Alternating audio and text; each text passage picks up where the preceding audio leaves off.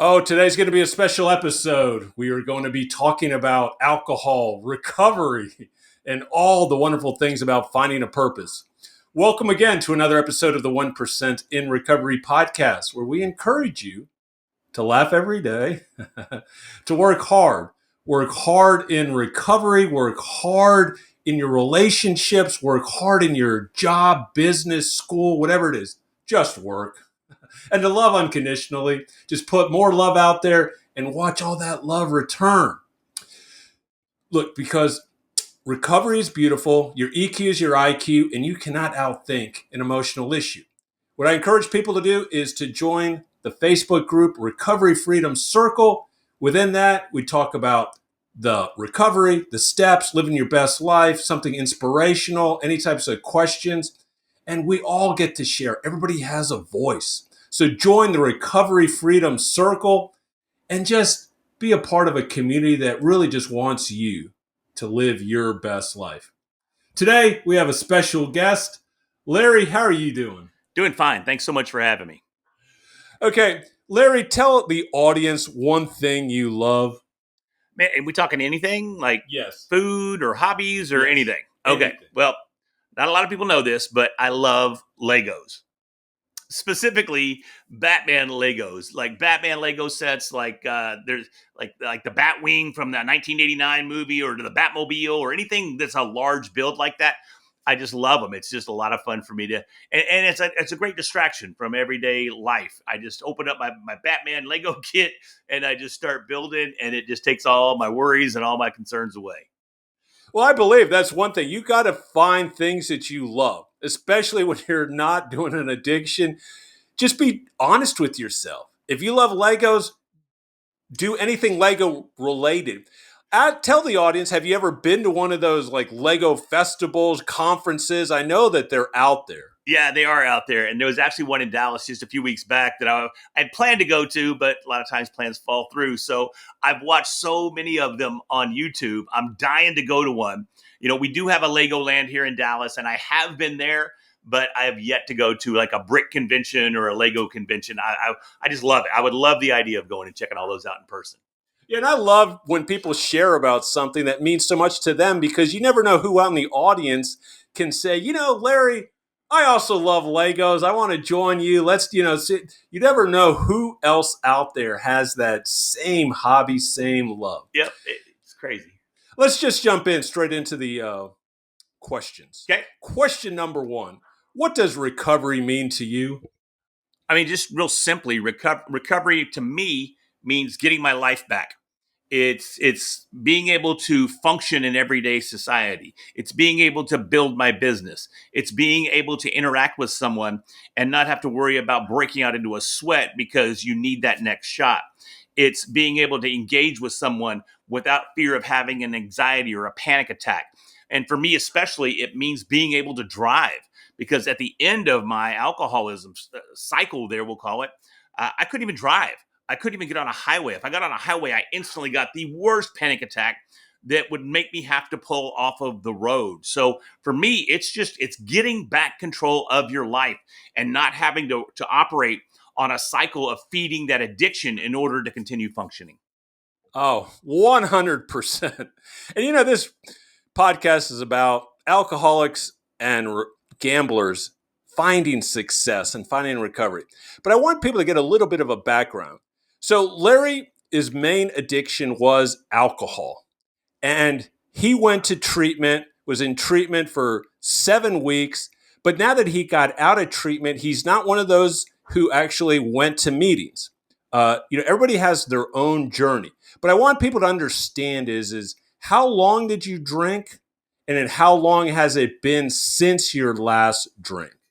Yeah, I would say I started drinking around late 2000, maybe early 2001, but started really drinking probably closer to 2003, 2004, like from an addiction and an excess perspective. Because prior to that, I didn't drink at all.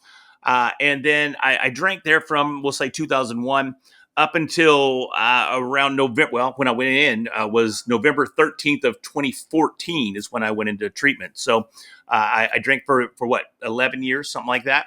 And that was my last drink, was when I went in recovery. Okay, see, and that's going to actually lead into the other questions.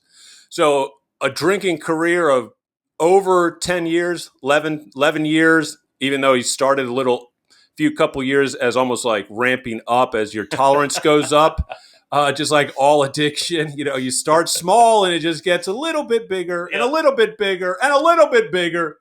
And then it's been 10 years. So, we want to jump into question two. Question two really talks about because everybody seems interested on why people don't drink. Like it really matters.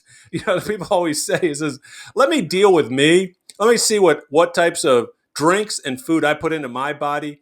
But that question always comes up when people stop drinking for whatever the reason. How do you feel when people ask you, why aren't you drinking? Or what happened? Or because everybody drinks because everybody drinks at weddings, funerals, marriage, graduations, job promotions, breakups. Everyone seems to have some alcohol need, and they don't. So, how do you feel when people just get into your business and start asking you, "Is like, why aren't you drinking?" Well, for one, I hate it when people ask me why I'm not drinking because I agree with you that, you tend to your backyard, I'll tend to mine. If I don't want to drink it, that's on me. But it can be difficult to continually tell that story and to continually confess, yes, I was an alcoholic, and no, now I'm not, and now I don't drink because it's a choice that I'm making. So I finally learned a little trick that keeps that question from being asked. And I was at an event one time, and I saw someone else that I know that was in recovery, or they no longer drank, and they had got tired of this question as well. So what they ended up doing was they would take a glass and they would get a soda water or a Pellegrino or maybe a Topo Chico or whatever your brand of sparkling water would be. And they put that in a wine glass and it looks like they're drinking. So now nobody asks that question and you can focus on the matter at hand. So that's what I ended up starting to do because a lot of I don't do a whole lot of socializing. But the socializing I do is business related. So what ends up happening is that I don't want those questions coming up because I've got other things that I want to discuss. So I found that using the soda water or the sparkling water eliminates that question and you can focus on just building relationships and engaging with people in the community. There you go. So stop asking because I always tell people, look, my favorite drink's water.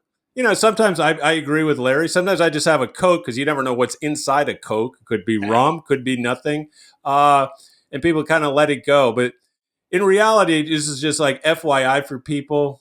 It's not that big of a deal. I prefer not. Okay, let's just jump into question number three. A lot of times people don't understand is what is kind of going on either in the addiction or in recovery.